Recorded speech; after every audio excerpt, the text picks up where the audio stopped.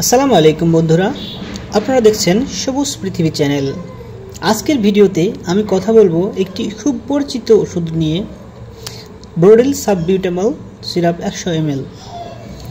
এই ওষুধটি কবে দেওয়া হয়, কতদিন দেওয়া হয় এবং কি সাবধানতা মেনে চলা উচিত সব কিছুই থাকছে আজকের ভিডিওতে। চলুন শুরু করা যাক। ব্রোডেল সাববিউটামল কি?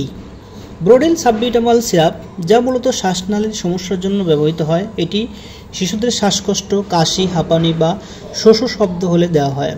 সাববিউটামল হচ্ছে বনকোডিলেটর, অর্থাৎ এটি শ্বাসনালীকে প্রশস্ত করে এবং শিশুকে স্বাভাবিকভাবে শ্বাস নিতে সাহায্য করে। কারা খেতে পারে?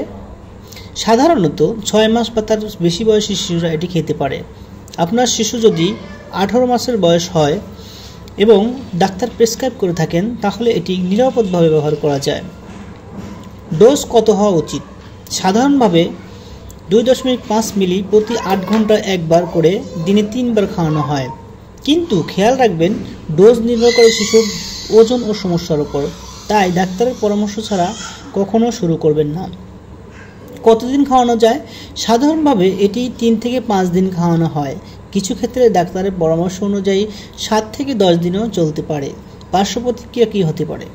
শিশুর কিছু ক্ষেত্রে সমস্যা দেখা দিতে পারে, যেমন হাত কাঁপা, বেশি ঘামা, হৃদস্পন্দন বেড়ে যাওয়া, কান্না বা অতিরিক্ত উত্তেজনা। এসব লক্ষণ দেখা দিলেই অবশ্যই ডাক্তারের পরামর্শ নেবেন। তো বন্ধুরা, আজকে আমরা জানলাম ব্রোডেল সাববিউটামল সিরাপ সম্পর্কে। শিশুর কাশি, শ্বাসকষ্ট এবং অন্যান্য ক্ষেত্রে এটি অনেক সময় উপকারী হতে পারে। তবে মনে রাখবেন, ডাক্তারের পরামর্শ ছাড়া কোনো ওষুধ শিশুকে দেবেন না। আপনি যদি এমন স্বাস্থ্য বিষয়ক ভিডিও পছন্দ করেন, তাহলে চ্যানেলটি সাবস্ক্রাইব করুন, ভিডিওটি লাইক দিন এবং কমেন্ট জানান আপনি আর কোন ওষুধ সম্পর্কে জানতে চান। আল্লাহ হাফেজ, দেখা হবে পরবর্তী ভিডিওতে।